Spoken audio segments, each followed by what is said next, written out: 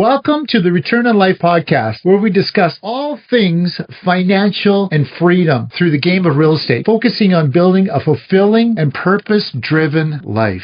Welcome back, everyone, to the Return on Life podcast. My name is Randy Dick, and if you've been listening or not listening, I'm going to remind you that this is not about the ROI. I mean, ROI is important, but it's really about the return on life, or the ROL, that's so important.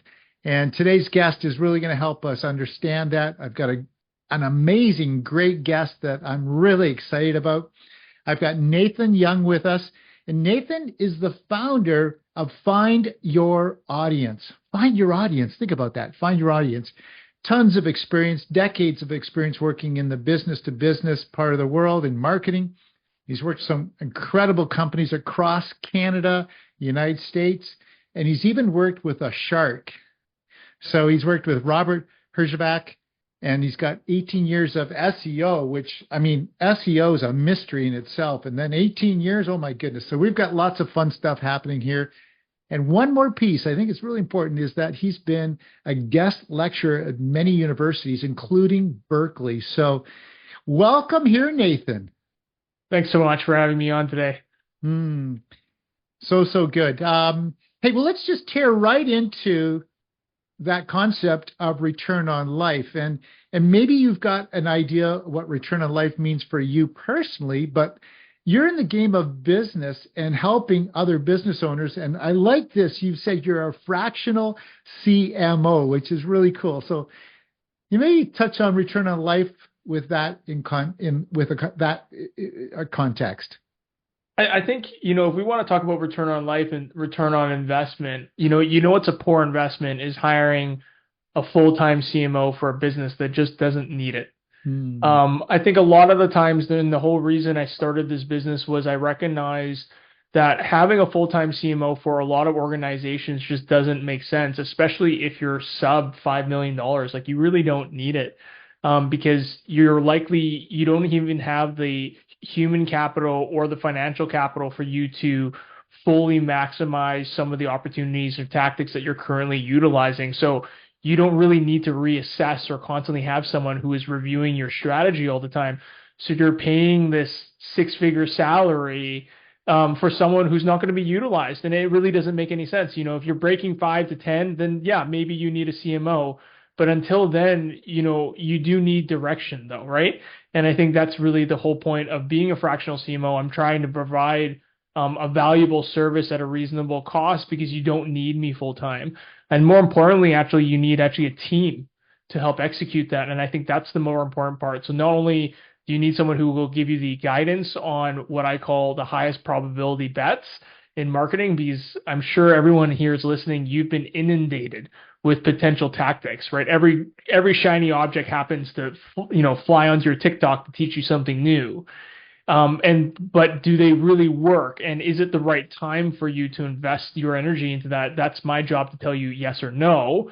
But then after I leave and I say, hey, yes to all these things, you still need to execute. And that's really what we do. So providing just good ROI to our clients is, paramount to our business.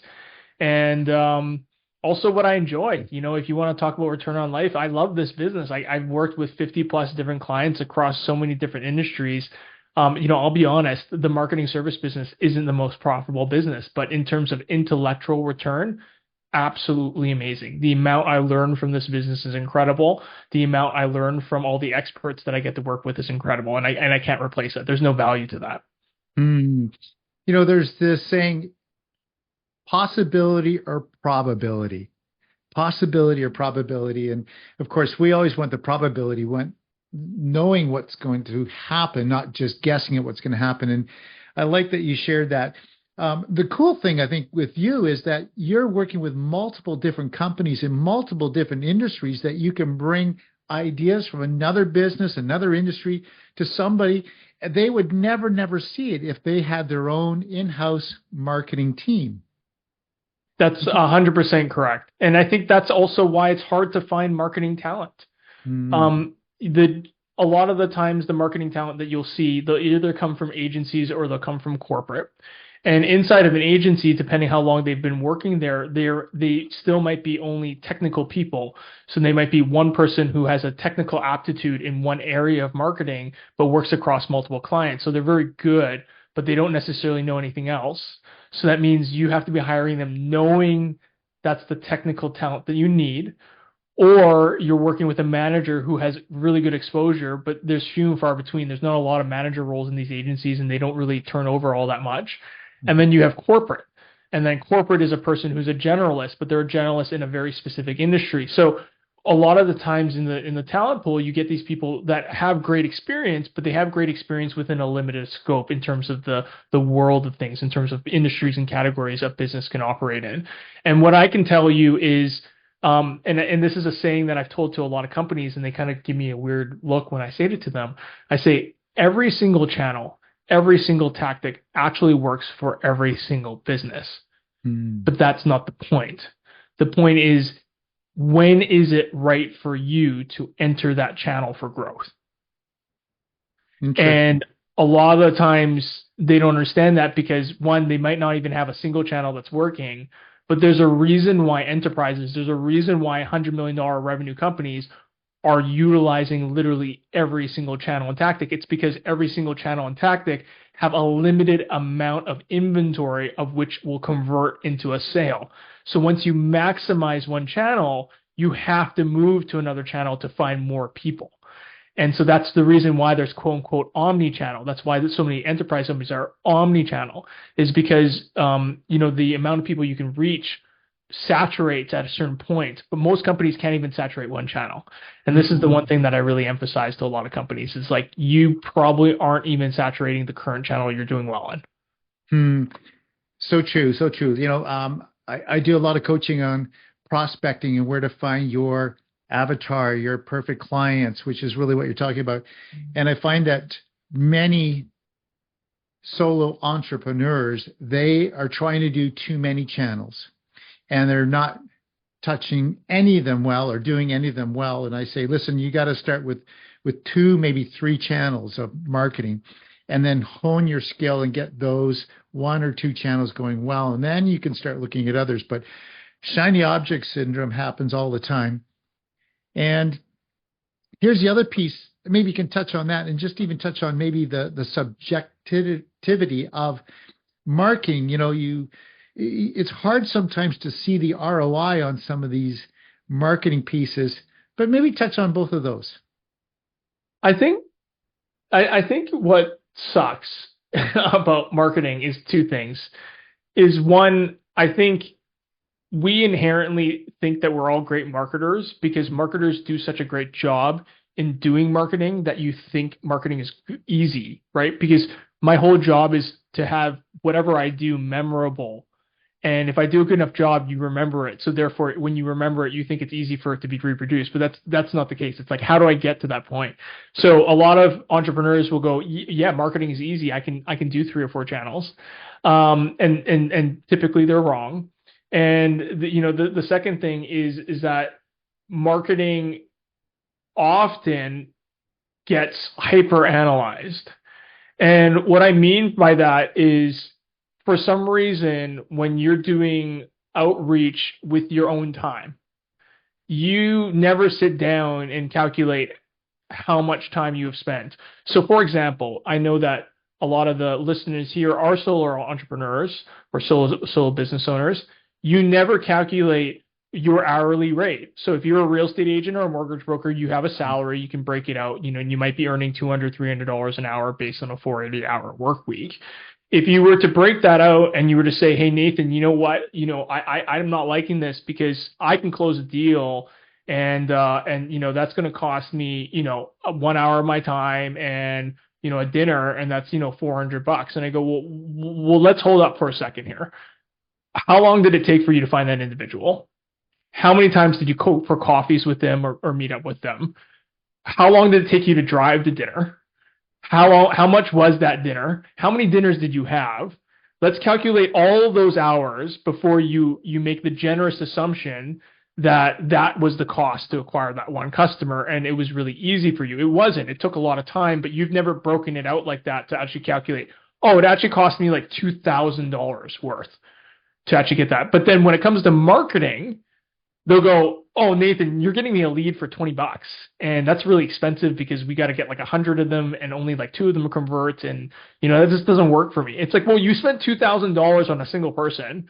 You're not allowing me to even send you $2,000 worth of leads because it's too expensive, and it's this hyperfixation that marketing is this golden tool that just produces things from a tree, like a tree, like just literally a money tree, and it will. And it will. So I am saying everyone here, it will, but you hyper analyzing it and not being honest with yourself and measuring it against any other funnel that's working for you and being honest with how much money you're spending there, whether it be intrinsic or explicit, hard dollars or just your time, you have to match it with that. And when you do, you will see the benefit through time.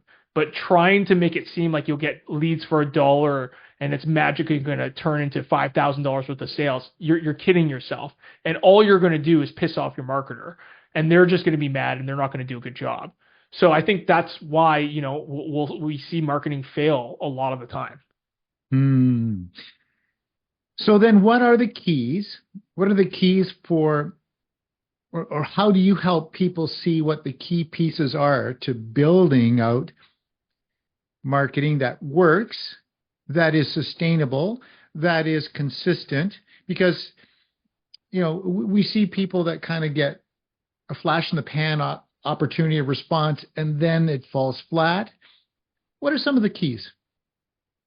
I think the first key is exactly what I just said, is be honest with yourself. And be honest with the failures you had with whatever first sales initiatives you've ever started, and be honest with yourself of how many times you had to iterate before you hit it home. Because it was likely not the first networking dinner. It was likely not the first, one-on-one dinner that turned into a sale. It probably took you some time to hone your pitch and hone your skills to identify who's actually going to be worth your time. And when marketing starts, you have to be honest with yourself that you're going to have to spend that same amount of time, but it's going to come in a different way. And that's going to be through optimizing that funnel and choosing that one funnel and working on that funnel until it works, I think is really important. You brought up a great point there about sustainability. The number one thing that I tell clients is just look at yourself and just say, hey, I'm not comfortable meeting people. I'm actually better on the phone. Okay, so you're going to be a dialer. That's fine. That's sustainable. So let's go figure out how we can support your dialing campaigns. Another person might go, hey, you know what? I hate really being on the phone, but I love doing coffees. Okay, let's go figure out a map of potential ICPs, ideal customer profiles, and let's figure out if we can logistically and efficiently plan a way for you to scale being outbound in coffees and creating meetings and email cadences to get those meetings so that you're efficient with those time, because that's, again, sustainable and practical for you because you can do it well and you can do it for a long period of time because it doesn't burn you out. Where you're going to see a ton of failures is you're going to get someone who has never done a TikTok video openly admit to all their friends that they say they hate being on video, watching a TikTok video, being convinced by a guy like me saying TikTok's the greatest thing since sliced bread and it's going to make or break your business if you do a TikTok video, and you going home and buying a tripod, buying a ring light, getting my setup back here and doing videos, but you hate it. You hate it. And every time you do it, you hate it. So all you're going to do is you're going to drive down, one, the outcome, so it's not practical for you. And then two, you're going to drive down your own personal ROI, right? If you think about it, it's good return on life. You're draining yourself of life because you're doing something you hate, and it's not going to be sustainable. So I really tell people it's really quite simple. Find what is practical and sustainable for you and saturate it. So if that's emailing, then do emailing. If that's cold calling, do cold calling. If that's going for coffees and pounding pavement, then do that. If that's going to every single networking event because you love being social, then do that. And until you don't have any more social events to go to, that's when you go, oh, maybe I'll do those TikTok videos now. Yeah, that's awesome. I always say this to anybody that I'm working with too. First of all, I want to find out what their passions are. What do you love doing? What makes you get excited?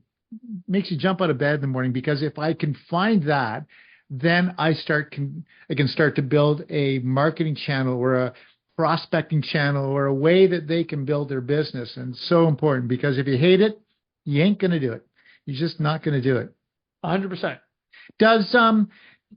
Does your work and what you teach and what you help people do, does it translate from business to business, industry to industry, or is it very, very specialized?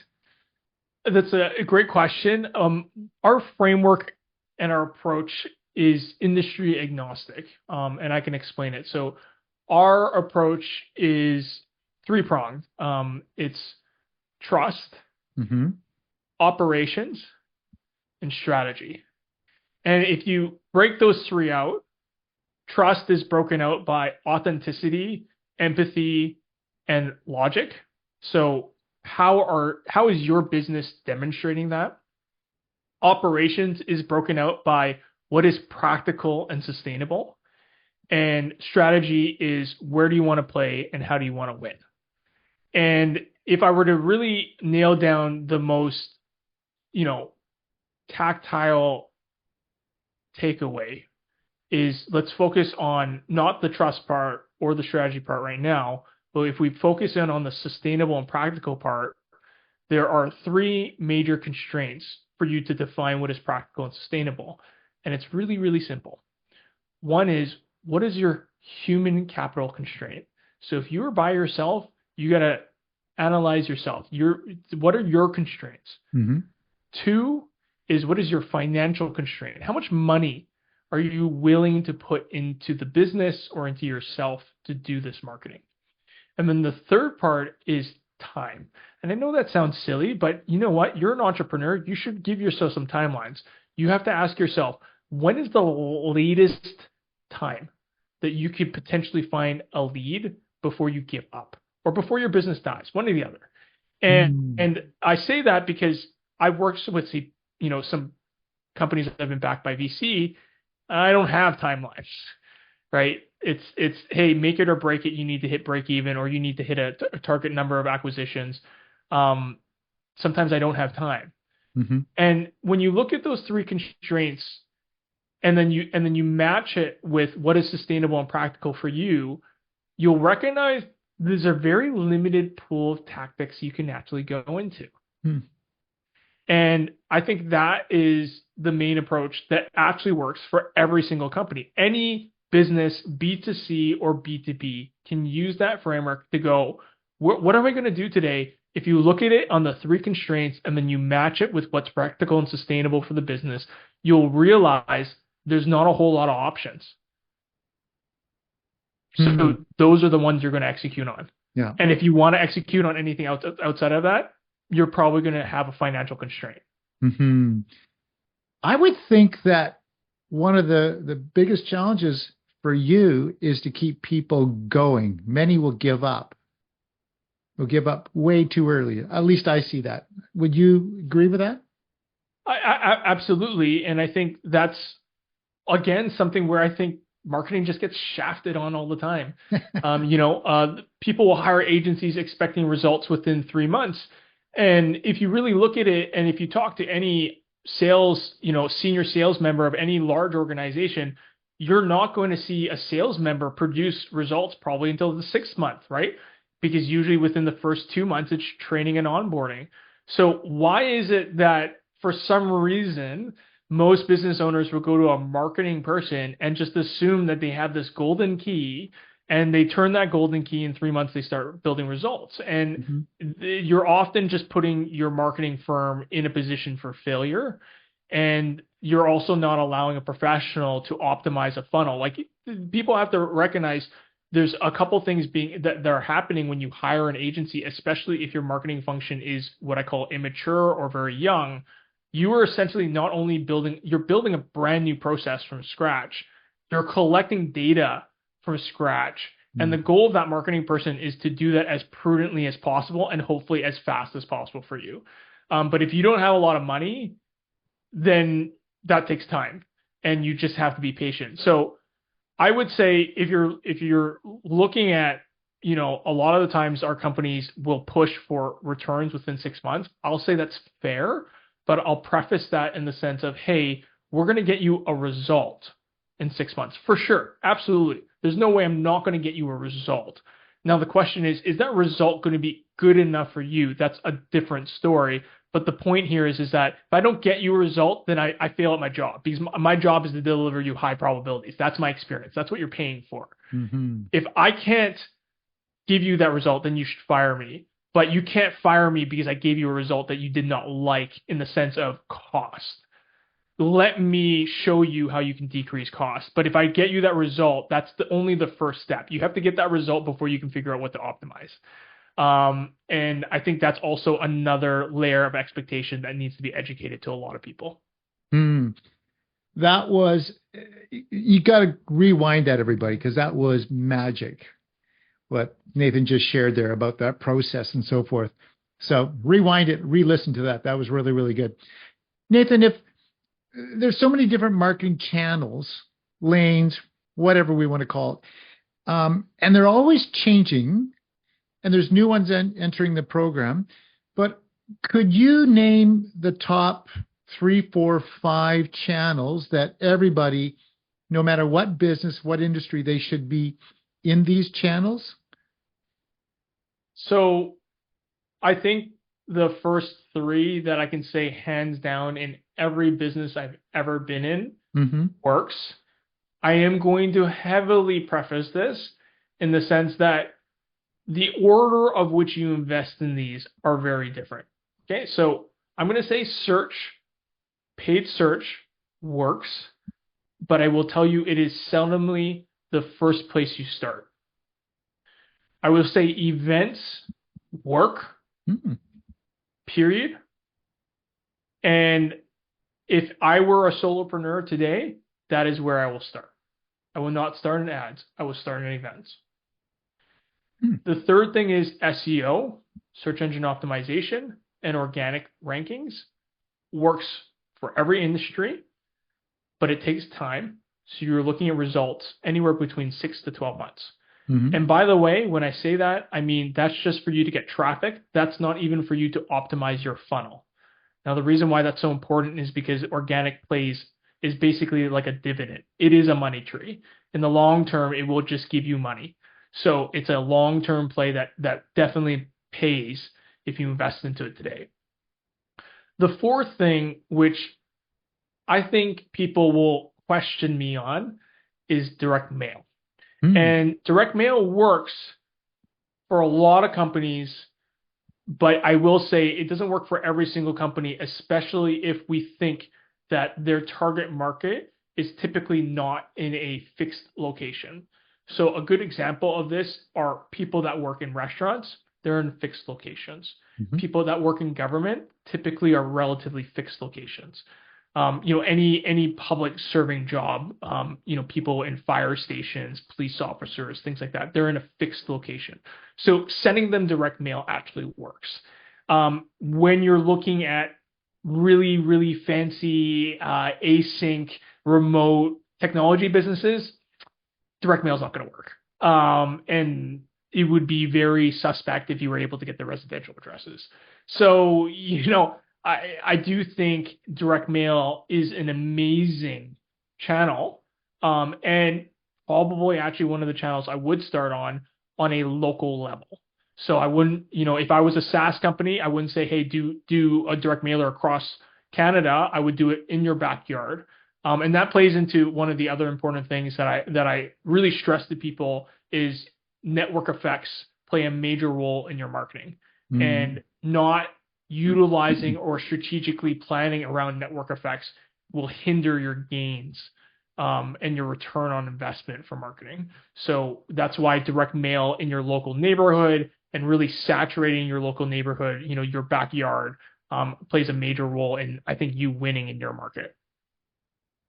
Okay, so page search, events, SEO, direct mail are the 4 that you've named. I wasn't thinking of events. I really, and I do events too, and I see the value of them. It's just I wasn't thinking that was. I thought you'd be hitting socials.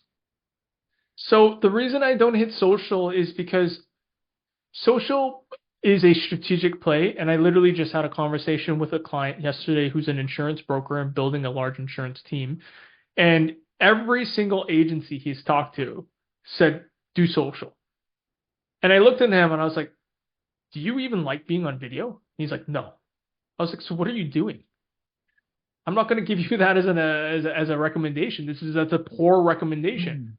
I said, but you actually, you know what? You want to be different. You're building your company. How about you make hiring and a part of that hiring process that those people are content creators, and maybe you become the first firm that actually has multiple content creators, and you assign them different specialties for them to create content. So now you don't have just yourself being the face, you have now your entire team being the face. So I think that then becomes a very sustainable strategy. But I don't say social because a lot of people go, well, social is everything. I was like, yeah, but do you know how many people are trying to be influencers?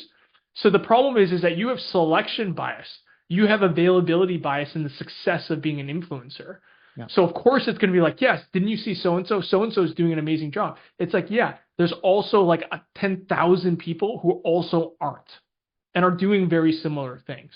Yeah. So social works, but I'm not going to put that in high probability. You want high probability? I gave you 4 that were high probability. Yeah.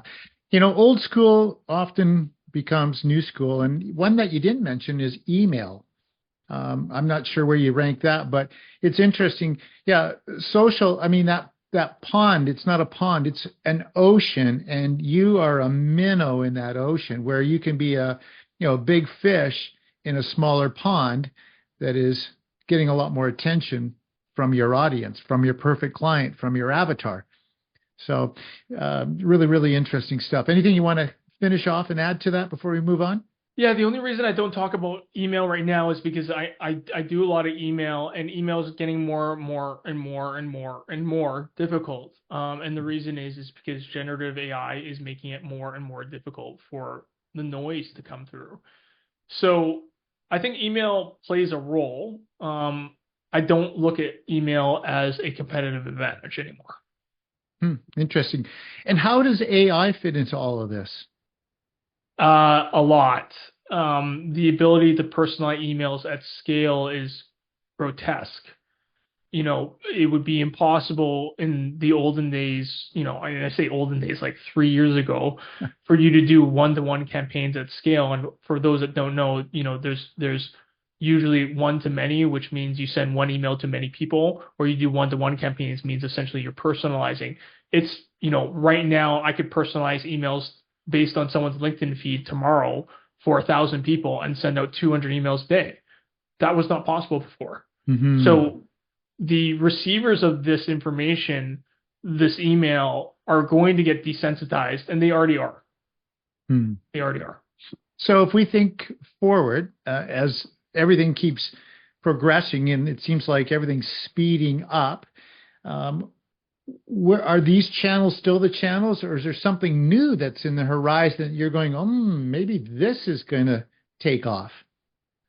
I think so. It's not a new channel and it's not a new method, but I think product-led growth, which is just a fancy word for having product marketing as a core pillar of your business, or yourself being a marketer and creating videos, is really going to be the future. Because what's going to happen is people are going to get to the point where they're going to ignore outbound, and they will simply search for the solution, and they will simply educate themselves in their own free time in order for them to come to conclusions. And I think if you have more marketing assets that are educational, that educate them when they want to be educated, you are more likely to win that deal. And I think that's been the direction for a long time, but I think it's going to get more that way, especially as we start to, get so inundated with emails and outbound. We're going to get to the point where it's like, I just want to do this on my own time. And that's really where being innovative in how you leave your assets with your potential customers is going to become more important. That's why I guess they say, the typical marketing cut sheets that you leave, your mortgage sheet, your real estate book, all those things, your business card are actually going to become more important because those are the things that they're going to pick up randomly when they need it. And they're going to read it, or they're going to go on your website and they're going to watch a video, or they're going to use a calculator, or they're going to do something that they want to do in their own time. And you just don't know when that time is going to be. It could be between making dinner. It could be when they're on the Peloton in the morning. You don't know when that's going to be, but I can give you this much. It's not going to be when you're going to be on a call with them. Right. Yeah. And I believe that people will be able to cut through the noise and get to the exact answer a lot quicker and easier. You know, we've always been relying on Google, and Google, of course, is putting all kinds of things in front of you to get paid. I simply don't use Google anymore. I just go to ChatGPT, and that's my new search engine. And Yeah. I quickly and efficiently get to where I want to go without going through, scads and scads of information. Yeah, absolutely. And I think if you do enough testing, you'll see that ChatGPT doesn't always give the best answers or the exact ones that you want. And you do have to invest some time with it to get the answer you want. So I think you're right. I think ChatGPT is definitely useful. But I do think, as you said, getting to that answer and getting it served to you the way that you want is really the core theme here. Yeah, absolutely. Hey, let's shift gears a little bit. Let's go away from business a little bit more into personal philosophy, maybe some mindset. You're a brilliant guy. I've been really enjoying this. What honed your mindset, your skill, your gifts? Because you're a gifted individual. Were there some crucibles in life that brought you here, or how did that all come about for you? I have a weird professional career, to say the least. I went to school for marketing and entrepreneurship, but my first job was a VP of finance, and then for 4 or 5 years, I was a management/operational consultant, and then I was a COO for an ad technology company. So my background is not a marketer per se, but on the side of doing all of these roles, I always had a marketing business or some sort of marketing activity that I was doing, such as affiliate marketing or doing publishing stuff in search engine optimization. And I think maybe to my own fault, the reason why I have gone to where I am is I like a challenge. I feel like when it's easy, I don't like it. It's not for me. And the reason why I gravitated towards marketing was because I recognized, man, like there are so many companies that are so jaded for marketing. There are so many companies that are doing well, but still have a very broken function. There is no single solution for marketing. There are approaches, and there is a way to build it well. But more often than not, you'll see it not being built well. And that's because you can spend so much time wasting time doing marketing because of the gold, shiny object syndrome and overconfidence. And so I've really just been in this role because I find it so challenging. It's so challenging, especially when I get to work in so many different industries, and it just drives my curiosity, and that makes me happy. So you want to talk about, again, your core theme of this podcast, return on life. I don't do this job because I think it makes me millions of dollars. I do this job because I've learned so much across so many industries that I am thankful for that, and I'm privileged for that. And I get to talk about really random things like jet fuel pipeline infrastructure and how that business works, and learning about how some planes are so poorly maintained in terms of gas and supply inventory that sometimes they use their own commercial planes to bring gas to another place because they can't get enough. I was wilded out by that because I was like, how does that even work? Like, are you telling me an airport doesn't have enough fuel for a plane, so they have to use their own planes to truck fuel to another airport? And he's like, yes. I was like, wow, the world is actually inefficient. And, getting ththose insights and learning, it's amazing. It's so great to have that opportunity to talk to these experts every day of my life. I can't, again, it drives me wanting to learn more, and it just creates more and more knowledge for me to build from. You vibrate at a very high level. I'm just telling you, you just got this this vibration happening up, a great energy. And I find it really interesting that you went from finance to marketing, like, very structured, objective, all the way to this, whoa, very subjective. And we'll just give it a go and see where it goes. I know you don't do that, but it's, like a lot of people think marketing is just, well, let's give it a go. Let's see what happens.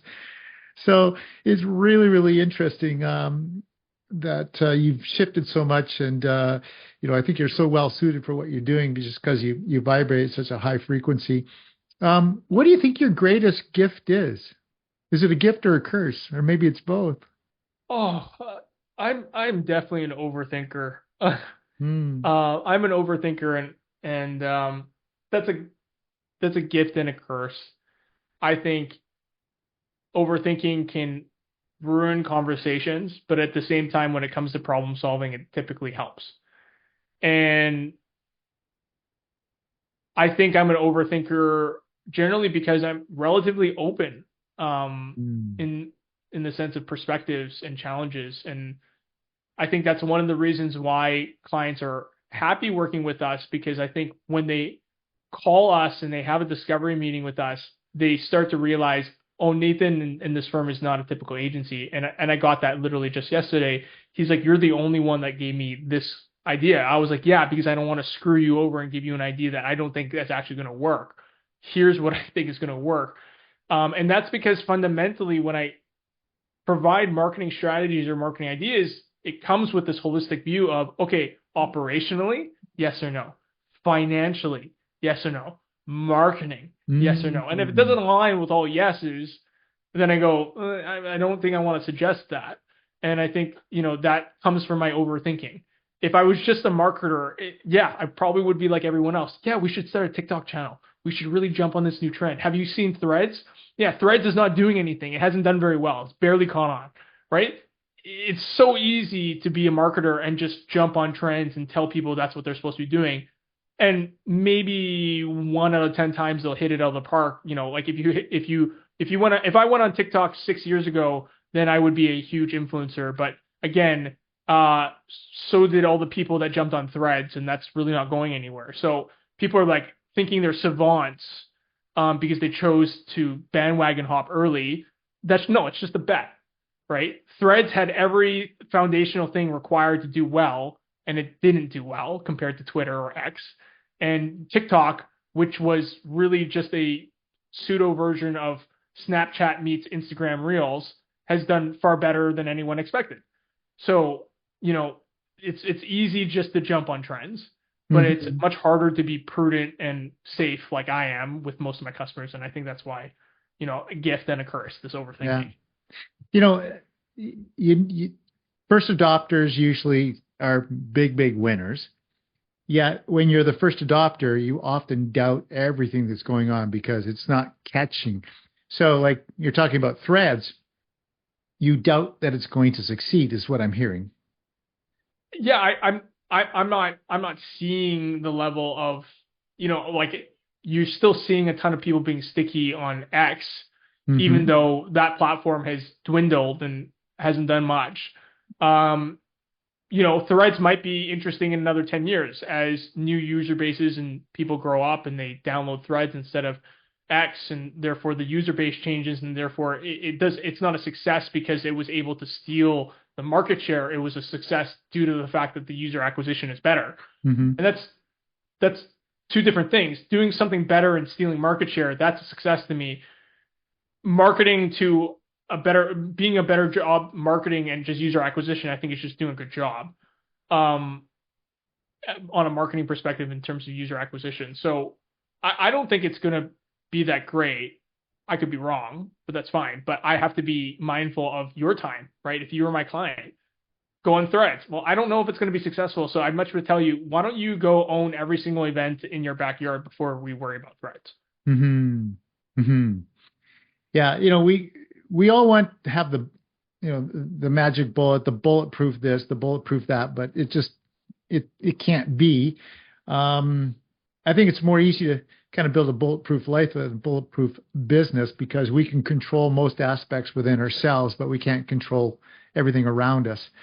And it seems like you're pretty structured in what you do. What's your personal life look like in comparison to your business world? Do you translate them both back and It's forth pretty quite darn easily? structured. It's pretty darn structured. I usually wake up between 4:30 or 5. I work out twice a day. I have set times a day where I take care of my daughter. I'm very regimented on my food. I'm very regimented on my supplements. I'm very regimented on the time I spend outside of those core activities. Um, some people go, "Oh my God, you live such a regimented life." And I always argue with people. I wouldn't say argue, but I debate with people. I go, "Yeah, yes, I live a regimented life, but I'm doing it in such a way where it's being very impactful and very beneficial to me." So it's not that I'm rigid. It's I know what I want and I know what I want to do. And so therefore I make time for that. And if you don't make time for that, how do you plan? Right. And so, for example, I'm going on vacation next week and I very rarely go on vacation. Well, what does that mean? Well, all the time between now and when I leave is going to be focused on my daughter and my business and my health. So I'm not socializing. I'm not going out. Why? Because those are the most important things to me. Yes, my friends are important, but I'll see them when I come back. Yeah. Right. People that don't have a structured day, life, week, whatever, they don't understand how it gives you so much flexibility and freedom in so many other areas of your life. So if you don't get it, you don't get it.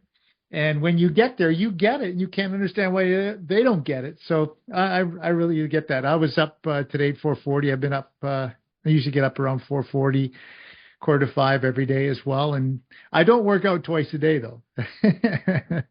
Yeah, that's just I have a very regimented where I do cut and bulk cycles every year, maybe once or twice. Hmm. People say, "Oh my God, why do you torture yourself like that?" And I've said this now in multiple podcasts. I challenge anyone to do this. The first time you do a cut and bulk cycle, you feel like it's a fluke. The second time you do it, you still kind of doubt yourself. The third time you do it, all your anxiety from eating everything that you like goes away. Hmm. Because at the third time you do it, you recognize controlling my weight is actually not that hard. And if I put my mind to it, not only can I enjoy all the foods I want, but I can also feel good about myself. Hmm.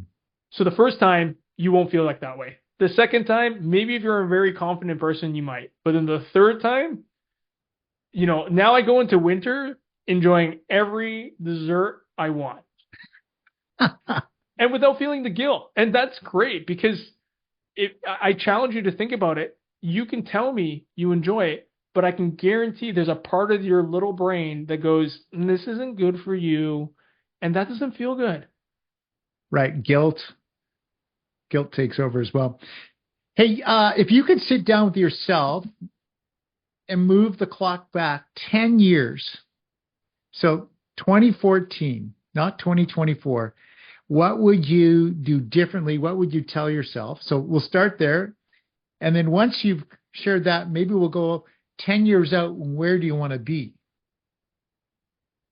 I think I would have focused a bit more.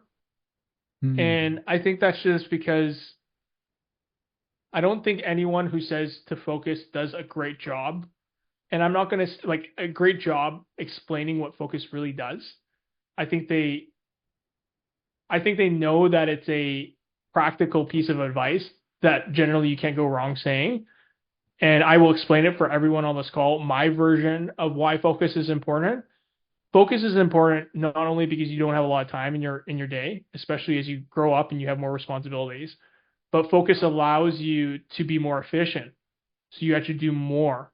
Hmm. And I think that's the part where people kind of skim over. Focus isn't just on the fact that you have one thing and you focus on it. It actually allows you to be more efficient. And when you're more efficient, you actually have more time. And when you have more time, you have more time to be better at something that you're doing. And trying to be a generalist, and you'll see this in a lot of people who are very good at their job, like good CTOs of technology companies, they will buy software because they go, "That's a waste of my time."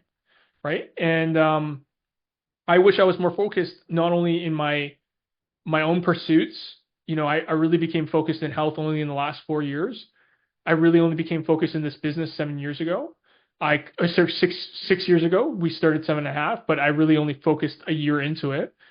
I really think in terms of some of my skill sets, I could have been more focused as I was younger.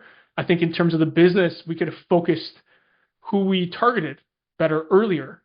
I think I could have focused the tactical services we were providing earlier. So I will challenge anyone listening that focus in all parts of your life drives an enormous amount of value. And you'll see that not because you're better at doing something, but because it actually makes time. Love that. And you can't get time back. Love that. I often say it's about bending time, and focus is really about bending time, creating more time, even though there is no more time, but you're bending it in such a way. And love that. Bend time. 3 things I wrote down. Bend time. You get to pick your avatar. You should have picked your avatar a little bit earlier in your tribe, and you just got more value out of that. So that's great. How about 10 years from now? Where's Nathan 10 years from now? Do not want to be working in 10 years. Are you sure? Are you sure? Listen, I'm 61 in a week, and that is a question I get asked all the time. When are you going to retire, Randy? You can retire. Go ahead, retire. And I go, ooh, I think this is what keeps me young. This is what keeps me energized. No, I mean, you pick and choose that a little bit, and you get to kind of maybe make more decisions. But gosh, I love being engaged and creating and doing shit, man. I just love it. Yeah, I think for me, so I think the definition for work is I don't want to have a dependency on me needing to work. It's not that I don't want to work. I think I will always work. And I literally spoke to one of my founder friends last night, and I said, I think once I'm done this business and we sell and we get big enough and I build the systems and everything, I just want to start a technology company and just build it by myself. And I think for me, the reason I want to do that is not because I don't enjoy the camaraderie of it. I just know what's so much more important to me, and that's being able to help my mom pick up groceries, or be there for a friend in need, or be there for my daughter. And these moments that I think are fleeting and so important to people's lives align with what's most important to me. It's not that I don't want to be intellectually challenged for the rest of my life, but I think money is one thing. And I think the second thing is what's going to make me feel fulfilled. What's going to make me feel fulfilled is I am healthy. I have a healthy relationship. My daughter is healthy, and I am not tied to work, and I have the ability to make choice. And I think that's really important. We've got a lot of real estate agents on this podcast, but entrepreneurs in general. So one last question before we go into speed round. What's the future of an entrepreneur, a real estate agent, a mortgage broker, somebody that is, a solo entrepreneur? What's the future? You better start using AI, or someone's going to be doing deals faster than you. There it is. Period. Yeah, mic drop. Love that. Period. Okay, yeah. Let's hit. Go ahead. Anything else? No, that's it. It's just I hear some people who are just reluctant to touch it, and they go, I don't know what you're doing. You're just asking for it. Oh, that's awesome. Hey, speed round. A few questions here. Are you ready? Yep. Awesome. Fine dining, Uber Eats, takeout, or home cooked meal? Ooh. So am I allowed to choose one? Is it only one? Just one.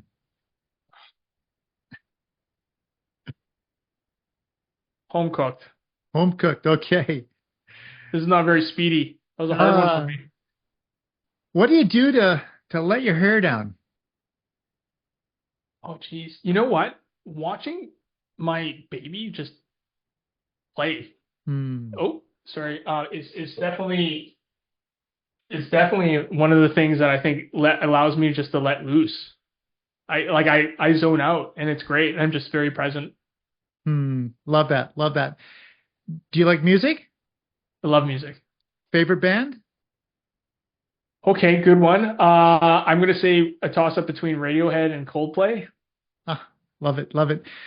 Do you prefer text, phone call, email, or in person? Phone call. Phone call. Why phone call? Uh, I would love more in person. I just feel like phone call is just more accessible. More efficient? Yeah. Yeah. Okay. Audible or hardcover? Oh, I was gonna say e-reader, but Audible. Okay. Audible or e-reader. That's good too. Last question. If you were a scratch and sniff sticker, and I rubbed your shoulder, what would I smell? To be honest, it's gonna be meat because that's how much I eat. That's probably what it would be. I would say some sort of meat because I eat so much of that. Are you a carnivore? I'm a huge carnivore diet, yes. So majority of my diet is carnivore. Okay.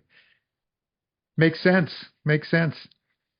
Well, Nathan, you've been an absolute privilege to have on the Return to Life podcast. I really appreciate you being here, and thank you for being such a great guest. Thank you for having me. Hey, thank you for joining me on the Return to Life podcast. I'm excited that you're here. I need you to hit the subscribe button on the YouTube channel and follow us on Spotify and Apple Podcasts. Comments, reviews, guests that you think should be on this would be so important for us. So we want to hear from you as well.